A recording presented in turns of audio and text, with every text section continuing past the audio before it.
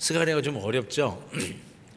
그래서 이렇게 설명하는 걸 이렇게 들으면서 다시 본문을 보면 이해하는 데 도움이 될 것 같아요. 그래서 뭐 신약이라든지 익숙한 본문은 제가 바로 그냥 설교 메시지로 들어가는데, 이 스가랴는 아무래도 여러분에게 본문이 이해가 돼야 그 다음에 메시지가 나오니까 제가 자꾸 설명을 하게 돼서 조금 설교 시간이 본의 아니게 조금씩 길어지는 것 같아서 좀 죄송한 마음도 있습니다. 그럼에도 불구하고 여러분의 이해를 돕기 위해서 설명을 해야 됩니다. I have to explain it before I challenge you with the message. So please bear with me. 자, 오늘 말씀이 이렇게 시작해요. 이스라엘에 관하여 여호와의 경고의 말씀이라. 경고의 말씀이다.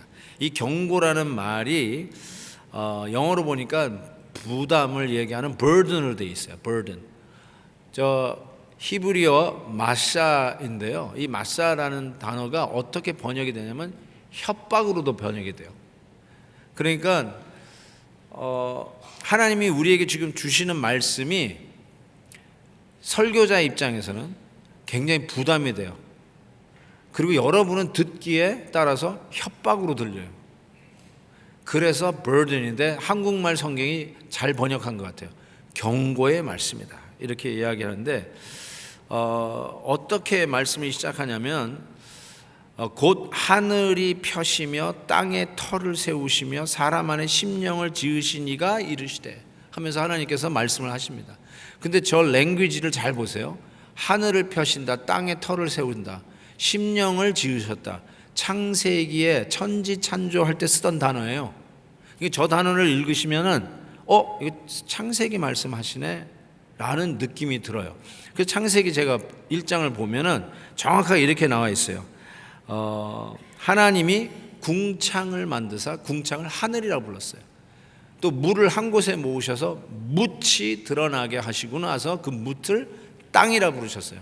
아까 말과 똑같아요. 땅을 만드시고 하늘을 만드시고, 그리고 우리 심령을 지으셨다고 그랬는데 하나님이 하나님의 형상대로 사람을 창조하셨다. 이 언어가 창세기 언어로 하나님이 경고의 말씀을 시작하십니다. 이게 어떤 느낌을 갖게 할까? 이게 성경을 읽으면서 이게 부수입이라고 그럴까요? 하나님의 말씀이 오늘 내가 이렇게 살아야 된다, 하나님이 이렇다 하시는 거구나, 이런 메시지를 우리가 받는 큰 유익이 있지만 동시에 성경이 문학 작품이에요. It's a literature. 그러니까 literature를 좋아하시는 분은 거기에서 주시는 또 새로운 맛이 있어요. 말씀에 읽는데. 그러니까 창세기 언어로 준다는 말은 그 의미가 있어요. 제가 한번 예를 들어볼게요. 아침의 영롱함이 아담과 하와의 신선함과 같도다. 뭐 울리는 게 없어요? 뭐가 안 가는 것 같은데, 제가 아담과 하와를 얘기하는 순간에 여러분은 천지창조를 생각해야 돼요. 세상을 하나님이 지으실 때 아담과 하와, 세상을 지었을 때 그 신선함 같은 아침의 영롱함이란 뜻이구나, 이렇게 탁 그 이미지가 떠오르잖아요. 그런 것처럼 천지창조하신 하나님의 말씀으로 경고를 날리는데 짓겠다는 뜻 아니에요. 아무리 허물어지고 잿더미와 같아 할지라도 내가 다시 천지창조하듯이 새롭게 지어내겠다, 이 이미지가 확 떠오르는 거야. 그래서 천지창조의 말을 하셨구나 라는 걸 알 수 있는데, 자, 하나님이 새로 짓겠다는 말씀을 하시면서 하나님의 백성의 중심지인 예루살렘을 취하게 하는 잔으로 만드시겠다, 이렇게 얘기했어요. 취하게 하는 잔, cup of staggering. 예루살렘을 취하게 하는 잔으로 만드시겠다. 이것도 이렇게 어떤 컨셉이, 어떤 개념으로 다가오는지 모르겠는데, 잔은 뭐 그냥 우리가 뭐 건배할 때 그런 잔도 있겠지만, 성경에서 이 잔, 컵이 나올 때 예를 들어서 예수님이 이런 적이 있어요. 이 잔을 내게서 지나가게 하옵소서, 그런 말 하신 적 기억나시죠? 그러니까 하나님의 분노, 하나님의 저주가 쏟아진 것, 이게 잔을 의미해요. 그래서 예루살렘을 staggering cup으로 만들겠다, 취하는 잔으로 만들겠다는 말은 예루살렘을 건드리면 다들 이렇게 하나님의 진노가 쏟아지는 자들로 그 대가를 치르게 되겠다, 이렇게 하나님이 약속하시는 거예요. 거기에다가 잔으로 얘기하셨는데 이제는 예루살렘을 뭐로, 어떤 이미지로 바꾸시냐면 돌로 바꿔요. 돌. 잘 보세요. 3절에 보니까 그날에 내가 예루살렘을 모든 민족에게 무거운 돌이 되게 하겠다. It's like a heavy rock or immovable stone으로 만들겠다. 그리고 이렇게 했어요. 그것을 드는 모든 자는 크게 상할 것이다 라고 했어요. 이 상한다는 말은 갈라져서 피가 난다는 뜻이에요. 움직이지 않는 예루살렘. 이제 잔은 하나님의 진노가 쏟아지는 잔으로 예루살렘을 만드셔서 예루살렘을 건드리면 진노를 받게 된다 이런 말을 하셨는데, 이제는 움직이지 않는 락, 바위, 반석을 만드셔서 이걸 누가 이게 움직이고 거기에다가 대들면 너는 피를 볼 것이다. 그게 상하게 될 것이다 라고 하는 뜻입니다. 하나님께서 정말 이렇게 당신의 백성을 천지창조의 말로 다시 리빌드 하시는데, 리빌드 하는 당신의 백성을 함부로 건드리면 진노의 잔이 쏟아질 것이고 살이 배는, 피를 내는 그런 결과가 날 것이다 라고 이야기를 하는 것이에요. 그러면서 계속해서 이렇게 말씀하십니다. 4절 보세요. 여호와가 말하되 그날에 내가 모든 말을 쳐서, 말은 horse예요, 놀라게 하며 또 그 탄자 horse rider를 미치게 하고, 유다 족속 하나님의 백성은 하나님이 내가 돌보고 그 유다 족속에게 도전하는 모든 민족들, 모든 원수들은, 적들은 쳐서 눈이 멀게 하겠다라고 이야기하십니다.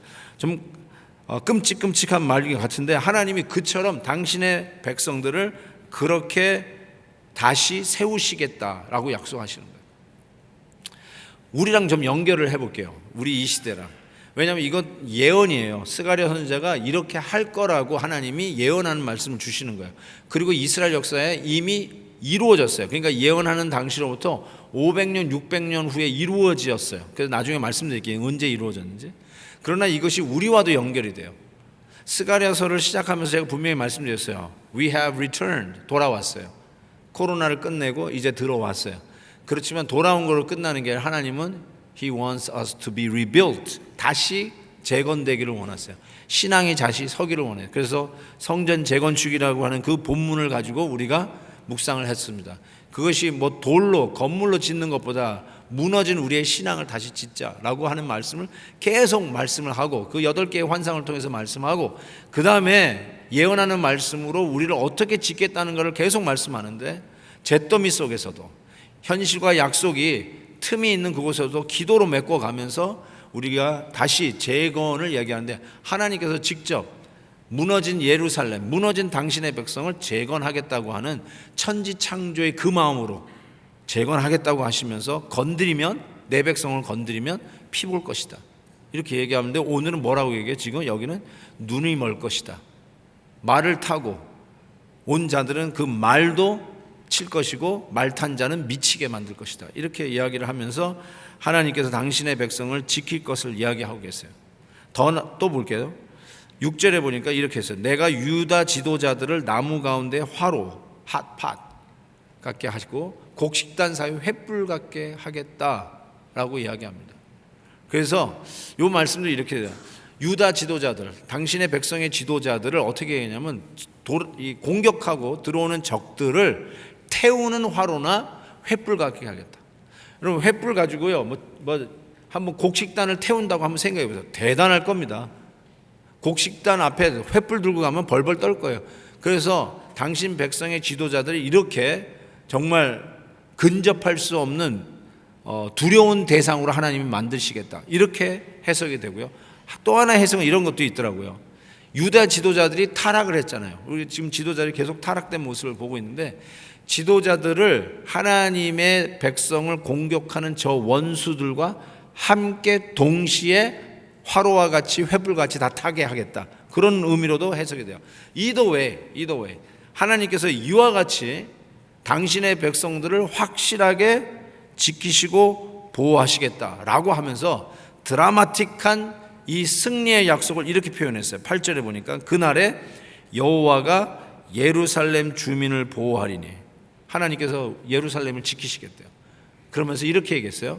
그 중에 약한 자가 그날에는 다윗 같겠다 이렇게 얘기했어요. The lowliest, lowly, 약한 자, 낮은 자, 그 중에도 나간 자, 아주 저희 최상급, 최하급이죠. The lowliest가 어떻게 되느냐? 킹 데이빗 같이 알겠다.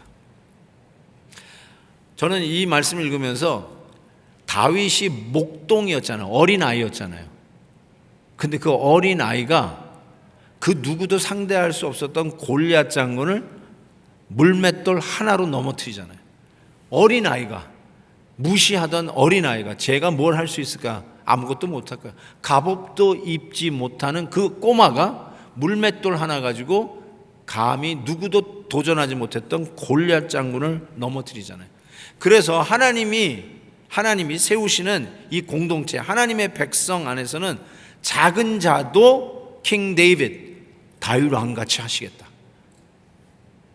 저는 이 말씀 생각하면서 어제도 헵시바 일천에 어린 꼬마들이 참 많이 나왔어요. 4살짜리가 나왔어요. 그러면서 찬양하고 기도, 엄마 아빠랑 같이 기도하는데 이런 생각을 해보세요. 야, 저런 아이들이 다음 세대에 그 누구도 넘볼 수 없는 하나님의 용사로 하나님이 키우실 자다라는 생각을 해서 너무나 가슴이 뭉클했습니다. 아무것도 모르고 아이들이 교회에 나올지 모르지만, 여기 나와서 졸게 있을지 모르지만, 그럼에도 불구하고 그 아이들이 엄마 아빠의 등을 보고 기도를 배우고 함께 나와 기도하는 걸 배우는 우리 아이들이 the lowliest, 가장 낮은 자 중에 낮은 자 같지만 하나님께서 그런 자를 다윗 왕같이 만드시겠다. 그 누구도 넘보지 못하는, 그래서 목동 다윗에게 넘어가는 골리앗 장군 같은 역사가 우리 다음 세대, 우리 어린아이들, 하나님이 세우시는 이 믿음의 공동체 안에서 일어날 것을 분명히 믿습니다. 자, 이게 어떻게 역사적인 가운데 성취가 되냐면요, 히스기야 왕 때 이 북쪽 아시리아가 북쪽 이스라엘을 이미 정복하고, 그리고 유다 예루살렘으로 이제 쳐들어오는데 경고장을 보내는 거야. 너희들 우리한테 덤비면 죽는다. 그런데 항복하면 살려준다. 그런데 하나님께서 그의 선지자 아모스의 아들 이사야 선지자를 통해서 하나님의 메시지를, 신앙에 타협하지 마라, 바로 서라, 내가 너희를 지킨다, 너희를 지킨다, 타협하지 마라, 겁먹지 마라. 그래서 산헤립이죠, 아시리아의 그 왕 산헤립이 결국은 이 예루살렘을 공격하기 위해서 들어옵니다. 그리고 캠프를 쳐요. 예루살렘 코앞에서. 진짜 벌벌 떨만한 일 아니겠어요? 근데 몇 명이 진을 치면 18만 5천 명의 군대가 예루살렘 앞에 진을 칩니다. 이게 죄송합니다, 열왕기하 19장에 이 스토리가 그대로 나와 있으니까 한번 꼭 읽어보십시오. 너무너무나 재밌습니다, 스토리들이. 그런데 하나님께서 그날 밤에 18만 5천 명을 칩니다. 그리고 성경에는 어떻게 쳤는지 정확하게 기록은 되어 있지 않지만 아침에 일어나 보니 18만 5천 명이 다 송장이 되었더라. period. 그렇게 되어 있어요. 하나님이 하세요. 핵폭탄 가지고 하는 게 아니에요. 대륙간 탄도미사일 가지고 하는 게 아니라, 핵 잠수함 가지고 하는 게 아니라, F-16 이런 걸로 하는 게 아니라, 하나님께서 약속의 말씀을 붙들고 당신의 백성을 지키겠다는 약속의 말씀을 하나님은 당신의 백성을 위해서 이와 같이 지키는 위대한 일들을 한다는 거예요. 하나님이 이렇게 하시겠다는 거예요. 우리가 rebuild, 다시 신앙 안에서 아름다운 공동체로 서가는 일에, 이 일에 공격하고 회방을 놓는 그 어떤 악한 어둠의 세력들에 대해서 하나님은 이렇게 약속하신 거예요. 걱정하지 말아라, 내가 너희를 대항하는 자들을 이와 같이 하리라 하고 약속해 주셨어요. 자, 그러면 어떻게 이러한 위대한 일들을 할 수 있는가? 오늘 말씀에 두 가지를 서제션하고 있어요. 첫 번째, 은총과 기도의 영으로 rebuild. That's how I want to rebuild this community, through the spirit of grace and supplication. 10절 보세요. 내가 다윗의 집과 예루살렘 주민에게 은총과 강구하는 심령을 부어주리니. 은총과 강구하는 심령. 제가 일부러 영어 번역을 봤는데요, NIV는 굉장히 이렇게 패러프레이즈를 많이 하는 영어 번역이에요. 거기에는 이렇게 돼 있어요. A spirit of grace and supplication. 주의할 게 small letter S고 부정관사 A를 넣었어요. A spirit. 그런데 원어에 가능하면 가깝게 번역하려고 하는 NASB에서는 이렇게 얘기했어요. The spirit of grace and of supplication with a 정관사 the and capital letter S. capital letter S를 쓰는 순간에 이거는 성령이 돼요. 근데 우리 한국말 성경 아까 가시면 은총과 간구하는 심령 이렇게 했어요. 심령. 스몰 레터 S로 번역한 거죠. 틀린 건 아니지만 근데 제가 이렇게 읽으면서는 이게 성령 같아요. 하나님께서 어떻게 우리 공동체를 리빌드, 재건하는가? 은총과 기도하게끔 하는 기도의 영, 성령을 우리에게 부어주시면서 그 일을 행하시겠다고 해요. 은총과 기도의 성령을 우리에게 주시면서 그 일을 한다. 저기서 은총이라는 저 말, 영어로는 이제 grace로 번역이 되는데요.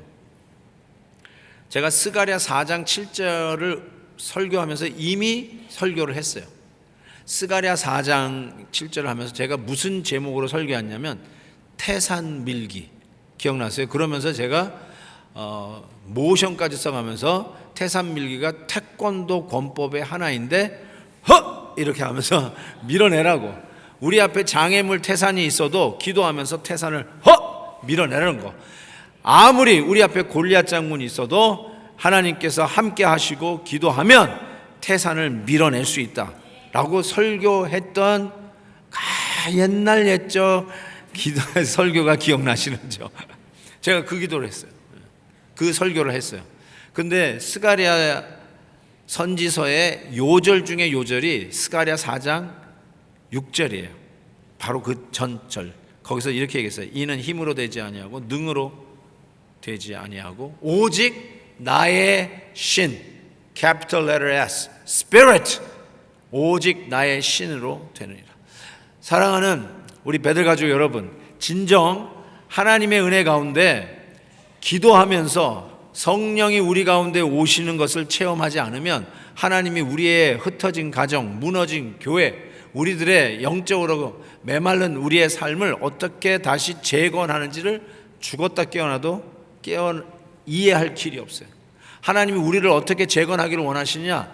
오직 은총과 기도의 성령을 우리에게 주셔서 우리 성도들로 하여금 기도하게 함으로써 우리의 공동체를 하나님이 재건, return, 돌아온 우리들을 rebuild, 재건하시기를 원하신다는 것이에요. 정말로 그래서 우리는 헵시바 일천이 그냥 행사 뭐 하는 것이 아니라 하나님께서 우리 교회를 rebuild 하시기 위해서 주시는 하나님의 뜻이기에 우리의 자녀들까지 온 세대가 함께 기도하는 제너레이션을 일으키고자 하는 하나님의 뜻에서, 그래서 한 세대만 서브하고 역사 뒤안길로 사라지는 베들교회가 아니라 우리 다음 세대들이 더욱더 영적으로 건강하게 살아나와서 타락해가고 있는 이 사회에 복음의 깃발을 더 높이 들고 우리 하나님이 기뻐하시는 이 시대의 리더로서 메인라인에 뛰어들어서 이 사회를 개혁하고 이 사회를 정화하고 하나님의 가치관을 다시 세우는 믿음의 제너레이션을 키우기 위한 하나님의 뜻이 분명히 기도하는 성령의 역사 속에 있을 것을 믿습니다. 전 그래서 헵시바 때 나오는 우리 아이들을 보면서 울컥울컥해요. 어제도 헵시바 때 나온 아이들을 예배 후에 전부 다 축복 기도해줘서 너무너무 해주고 싶은 거예요. 다 줄 서가지고 다 축복 기도해줬는데 이 아이들이 엄마 아빠의 기도하는 등을 보고 틀림없이 그들이 성장하면서 만나는 수많은 도전들, 수많은 실패들, 이 난제들을 만났을 때 이 아이들이 기억할 거야. 아, 내가 그때 엄마 아빠랑 새벽 기도에 나왔었지. 그것을 기억하는 한 우리 다음 세대들이 기도하는 제너레이션으로 일어날 것을 분명히 믿습니다.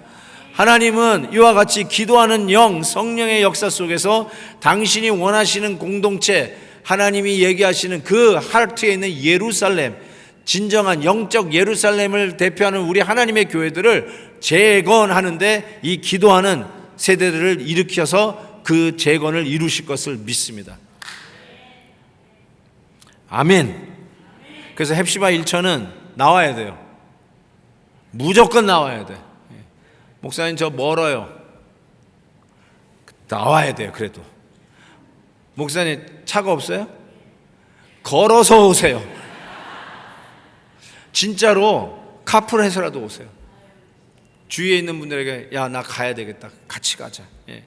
목사님 제가 가려면요, 직장 갔다가 가려면 교회로 갔다가 다시 돌아와서 이렇게 가야 돼요. 그래서 시간이 한 30분 낭비가 돼요. 그래도 오세요. 그래도 오세요. 그래도 오세요. 같이 참여하세요. 저는 같이 기도할 때 하나님께서 우리 교회를 영적으로 든든하게 재건하시는 하나님의 손길을 반드시 체험할 거라고 믿습니다. 여러분에게 물을게요. 대답을 해보세요. 하나님은 우리 공동체를 재건하기 위해서 누구를 사용하실까? 기도하는 어린아이기, 기도 안 하는 어른,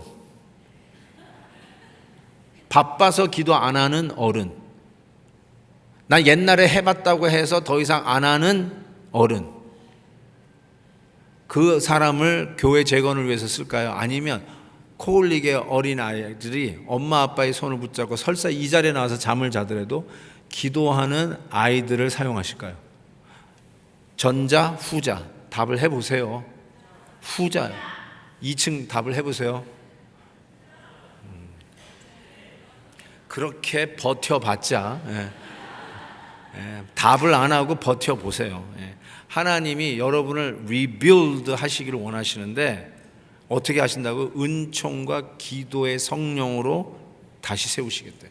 그냥 기도하지 않으면 성령의 역사를 체험할 수 없고, 성령의 역사를 체험하지 않으면 망가진 우리의 가정, 신앙을 떠난 우리의 자녀들, 삭막해진 우리의 가슴들, 쩍쩍 사막과 같이 갈라져 있는 우리의 마음들을 다시 봉합하고 회복하고 우리의 가정을 일으키는데 하나님이 어떻게 회복하는지를 알 길이 없다는 거예요. 반드시 기도하는 사람들을 하나님께서 세우신다는 걸 기억하시기 바라요.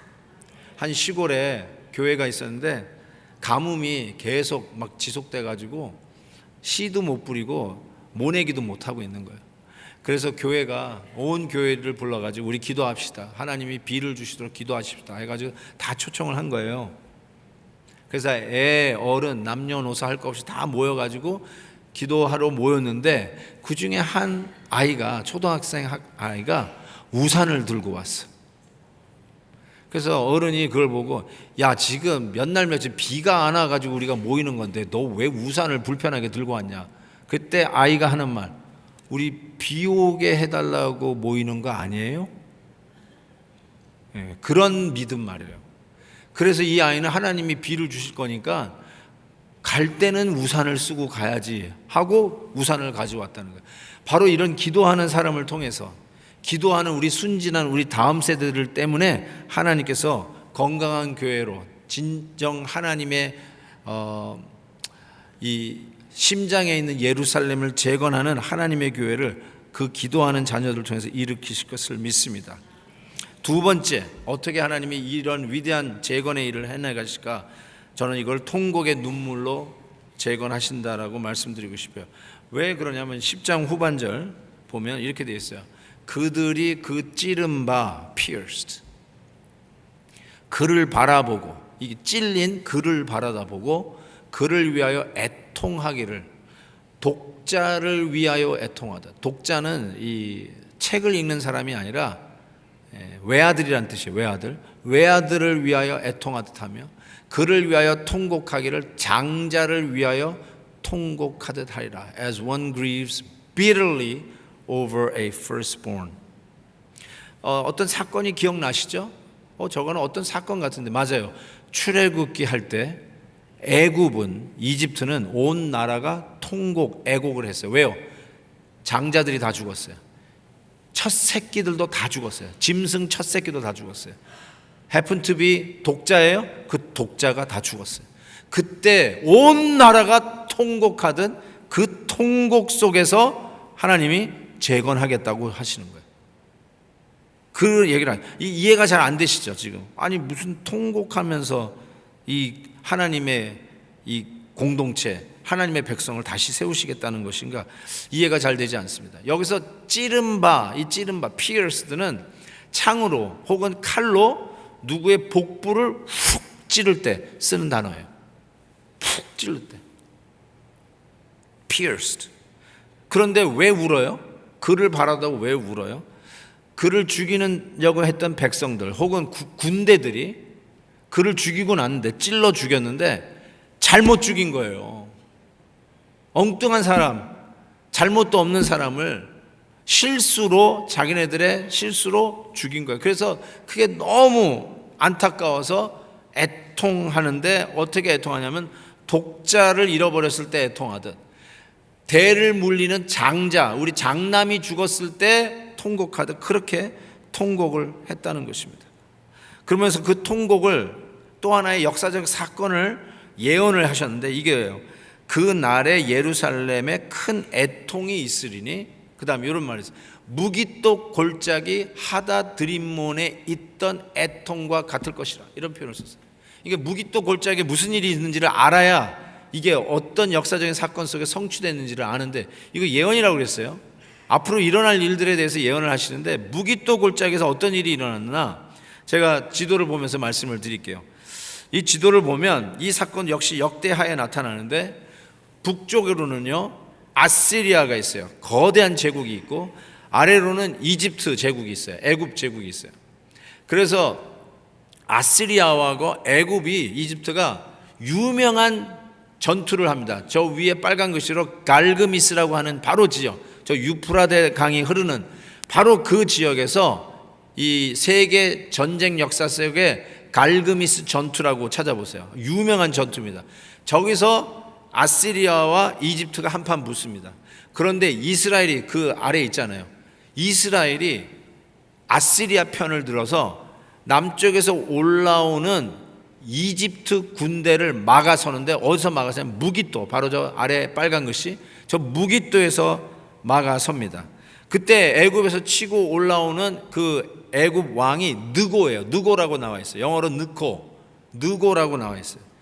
그래서 무기또에서 막고 있는 거예요. 이 예루살렘, 이 이스라엘이. 그런데 그때 왕이 누구냐면 요시야 왕이에요. 선한 왕, 좋은 왕이에요. 그 요시야 왕이 저 무기또에 나와서 애굽의 군대와 싸우다가 애굽 군사가 쏜 화살에 맞아요. 치명상을 입습니다. 그러면서 내가 화살에 맞았다는 이야기를 하지 마라. 어디서 많이 들어본 것 같은데 어쨌든 그리고 나서 예루살렘으로 병거 타고 피신을 합니다. 왜냐하면 치료를 받아야지. 그런데 애석하게 예루살렘에 돌아가서 그 화살 맞은 것 때문에 죽습니다. 그 사건이 알려주면서 에레미야 선지자가 조사를 씁니다. 너무 안타까워서. 그것이 온 백성들에게 알려주면서 그게 노래가 돼요. 그게 예레미야 애가입니다. Jeremiah Lamentation이 되게 됩니다. 그런데 이것이 그 어느 누구만의 슬픔이 아니라 온 나라의 슬픔이 되었다라고 하면서 12절에 이렇게 표현하고 있어요. 온 땅 각 족속이 따로 애통했다. 모든 족속이 전부 다 각기 애통했다 하면서 다윗의 족속, 왕족이죠. 그들의 아내도 따로, 나단의 족속도 선지자 족속도 따로, 그들의 아내들도 따로, 모든 족속, 그 다음에 레위 족속도 따로, 그의 아내들도 따로, 시므이 족속도 따로, 그의 아내들도 따로. 이 무슨 뜻이냐면 모든 성도들 그 누구도 예외 없이 온 나라가 선한 왕 요시야 왕이 죽은 것을 통곡하면서 울었다는 거예요. 그래서 마지막 남은 족속도 각기 따로 그들의 아내들도 따로 통곡했다라는 이 사실을 적고 있어요.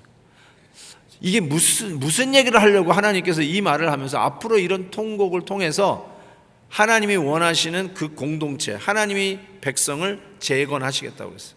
그래서 다시 잘 봐야 돼요. 10절로 돌아가서 여기서 독자를 위하여 애통하고 장자를 위하여 통곡하게 한다고 하셨는데 이걸 통해서 재건하신다고 그러는데 도대체 여기서 얘기하는 그 사람은 누구일까? 찔린 사람이 누구일까? Who is he? Who was he? Who was pierced? 누구일까? 아마 여러분이 짐작하실 수도 있을 거예요. 그런데 제가 그래서 13장 7절을 한 장 더 본문으로 잡았습니다. 보세요. 만군의 여호와가 말하노라 칼아 깨어서 내 목자 내 짝이 된 자를 치라. 목자를 치던 양이 흩어지려니와 작은 자를 위해는 내가 내 손을 들이우리라. 엉뚱하게 실수로 자기네들의 잘못으로 찔러 죽인 자를 바라다 보면서 통곡하게 한다고 그러셨는데, 이 억울하게 찔린 자가 누군가 봤는데 13장 7절에 좀 더 구체적으로 매맞는 목자를 이야기해요. 목자가 얻어맞아요. 목자가 채찍에 맞음으로 양을 흩트게 돼요. 이 사건을 통해서 통곡하는 이 백성들을 통하여 다시 재건하겠다, 이렇게 얘기했어요. 그래서 이제 벌써 여러분 누군지 짐작을 할 거예요. 왜냐하면 예수님의 십자가에서 죽음을 바로 이 스가랴 말씀으로 인용을 해요. 대신 채찍에 맞음으로 양들이 흩어진다는 이 예언의 말씀, 스가랴 예언의 말씀이 정확하게 예수님 십자가 사건에 일어나요. 예수님의 제자들 12명이 한결같이 다 달아납니다. 예수님이 십자가에 찔리실 때, 못 박히실 때 이 12제자 다 달아날 거라고 스가랴 말씀을 인용하면서 예언을 하십니다. 그때 수제자라고 하는 베드로가 No way, that's not going to happen. 저는 절대로 예수님, 당신 스승님을 배신하지 않을 겁니다. 우리식으로 얘기하면 내 손에 장을 지십시오. Over my dead body, that's not going to happen. 그랬는데 예수님께서 그 예언대로 그는 닭 울기 전 3번 비자 앞에서 예수님을 저주하고 부인을 했어요. 다 흩어졌어요. 예언대로 이루어진 사건이에요. 그래서 닭이 울음 속에 베드로가 통곡을 합니다. 그래서 지금 예루살렘에 가시면 베드로 통곡 기념교회가 있어요. 통곡하면서 하나님이 당신의 백성을 다시 세우시겠다. 이 통곡은 그냥 우는 게 아니라요, 슬퍼서 우는 게 아니라 회개의 기도예요. 우리의 잘못으로 대신 잘못 찔러 죽인 예수 그리스도, 십자가에 못 박힌 바로 그 주님을 바라다 보면서 내 죄가 생각나 통곡하는 거예요. 우리가 왜 저분이 우리 때문에 죽어야만 했던 것인가, 이게 생각나서 대성통곡을 하면서 회개하는 거예요. 눈물이 나는 거예요. 근데 그 눈물로 하나님이 이 새 공동체를 천지창조하듯 새로운 창조로 우리를 세워가시겠다. 그래서 여러분에게 도전하고 싶어요. Did you ever cry? 한번 물어보셨는지요? 예수님이 나 때문에 십자가 지셨다는 이 사건을 놓고 통곡해 보셨는지요? 엉엉 울어 보셨는지요? 멈출 수 없는 그 눈물을 닦아 보신 적이 있으신지요? 아니면 나는 교회 오는 것은 It's like an accessory, 액세서리입니다. 그냥 뭐 종교생활 하는 거, 이민생활 외로울 때 교회 나와서 우리 한국분들, 우리 동포들을 보는 거 괜찮은 것 같고, 그리고 베델교회는 사람들 괜찮은 사람이 많아서 그분들과 교제하는 것도 굉장히 도움이 되는 것 같고, 그래서 분들과 만나서 가끔씩 골프도 치고 맛있는 식사도 하고 I like it. 그래서 베델교회에서 신앙생활 하는 거 I like it. 그런데 정작 가만히 보니까 내가 내 죄 때문에 찔리시고 채찍 맞으신 예수님 때문에 울어본 적이 없어요. 그러면 여러분은 하나님의 재건 프로젝트에 없을 수도 있어요. 왜냐하면 하나님이 이 재건 프로젝트에는 눈물로 통곡하는 그 기도를 사용하여서 재건하시겠다고 그랬어요. Have you ever cry over the fact that Jesus died on behalf of me? Jesus was pierced on behalf of me.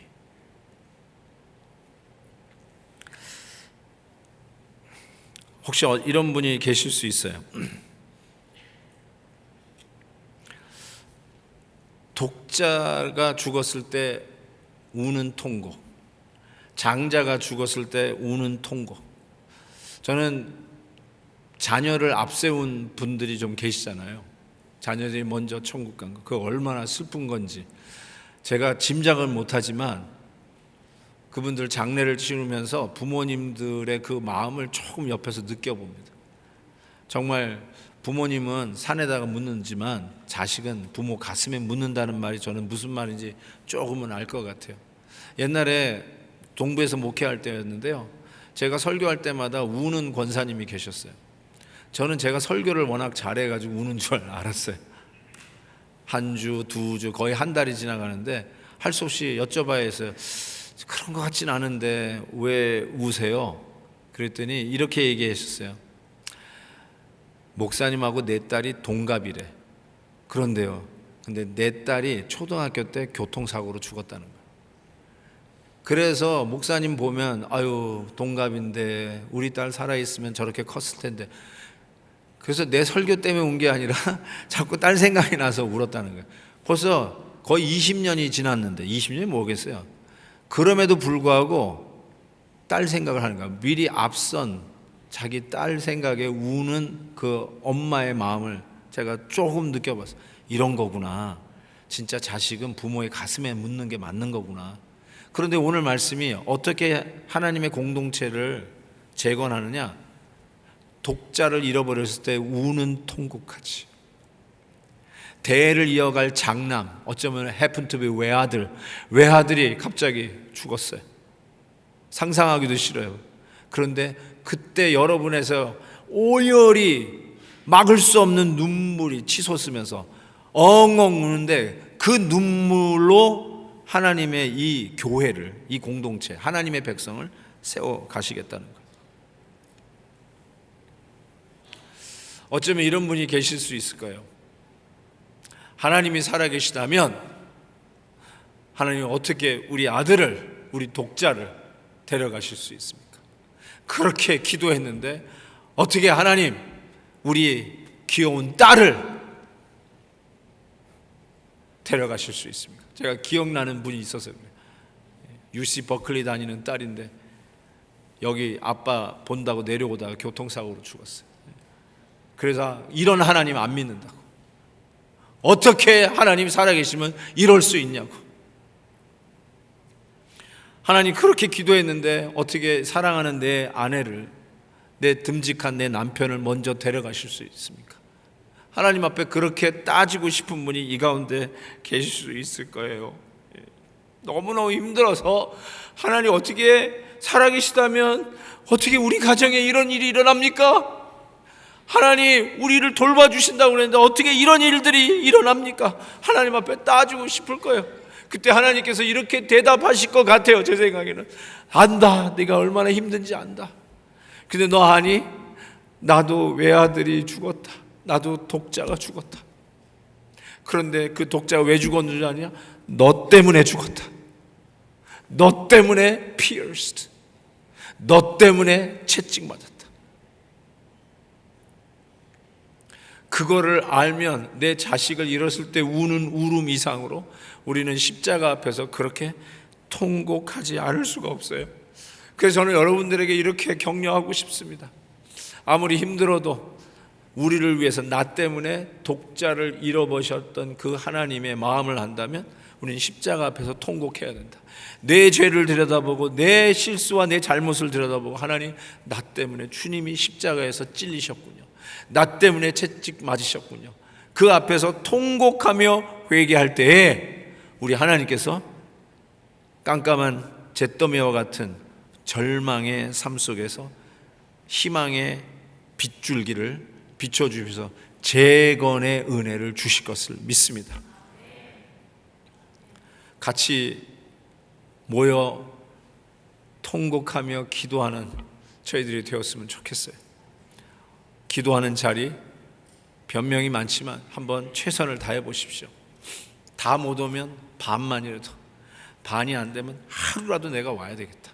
내가 통곡하며 기도하는 자리를 채우고 우리 하나님께서 우리 베델이라고 하는 이 공동체를 다시 재건, 리턴했느냐? Let's rebuild. 우리의 통곡하는 회개의 기도 속에 재건해 주실 것을 믿습니다. 우리 찬양할까요? 날마다 숨쉬는 순간마다 내 앞에 어려움 보내. 우리 이 찬양하면서요, 정말 힘들고 어려운 삶이지만 하나님, 이 시간 통곡하며 눈물로 호소하며 기도합니다. 주여, 십자가 앞에서 다시 한번 나의 죄를 위하여 찔리시고 채찍마신 우리 주 예수 그리스도를 바라다보며 눈물로 기도할 때 하나님께서 찾아와 주시고 어루만져 주시고 싸매어 주시고 그리고 다시 리빌드, 재건하시는 은혜가 있을 것을 믿습니다. 날마다 우리에게, 날마다 숨쉬는 순간마다 내 앞에 어려운 일 보내 주님한테 이 몸을 맡길 때 슬픔 없네, 두려움 없네. 주님의 그 자비로운 손길 항상 좋은 것 주시도다. 사랑스 내 아픔과 기쁨을 수고와 평화하시니.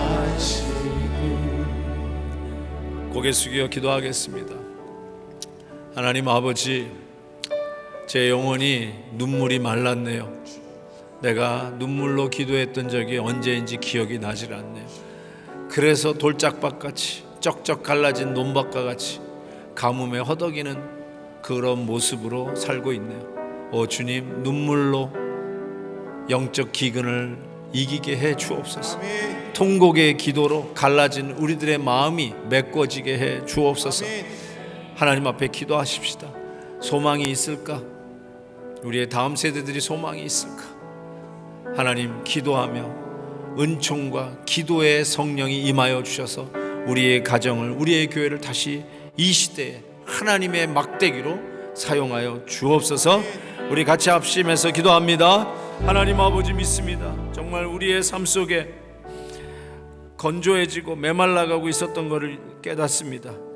돌아왔지만 이전에 흥건했던 성령의 역사를 우리가 잊고 살았습니다. 주여, 다시 눈물의 기도를 회복시켜 주셔서 하나님의 영이, 성령이 함께하여서 기도할 때 하나님, 이 통곡의 눈물이 다시 일어나게 하시고 회개의 눈물이 일어나게 하셔서 메말랐던 우리의 심령이 은혜의 강가가 되게 해 주시옵시고, 메말랐던 우리의 갈라졌던 몸과 밭이 예수 그리스도의 십자가의 보혈로 흥건히 채워지게 하여 주옵소서. 우리의 기도를 들으시고 다시 재건의 소망을 갖습니다. 우리의 가정을 다시 리빌드합니다. 우리의 교회를 다시 영적으로 리바이벌하며 리빌드합니다. 우리의 다음 세대들, 우리 자녀들이 힘을 다해서 헵시바 일천을 외치며 기도하는 제너레이션으로 일으키기 위해서 리빌드하는 이 놀라운 역사가 있게 하여 주시옵소서. 우리 BIP들이 하나님, 우리의 기도 속에 응답하여 천하보다 귀한 영혼이 주께 돌아오는 은혜를 베풀어 주옵소서. 예수님의 이름으로 기도하옵나이다. 아멘. 아멘.